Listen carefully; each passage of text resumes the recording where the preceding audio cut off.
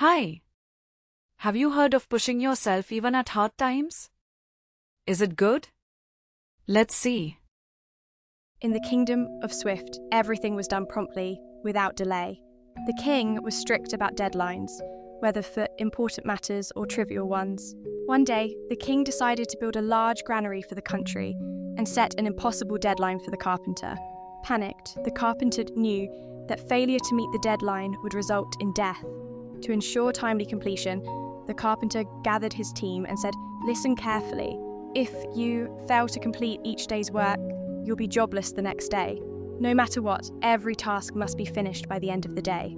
His team, equally panicked, rushed to work. The carpenter checked their progress daily and made sure that every task was on schedule. As time went on, he became increasingly obsessed with meeting the deadline, pressuring his team even more. Rather than listening to their concerns, he shouted at them when mistakes were made. His once exceptional team, under this pressure, started to overlook small imperfections they would have previously fixed. Weekly review sessions, where they would normally inspect the quality of their work, were cancelled to meet the looming deadline.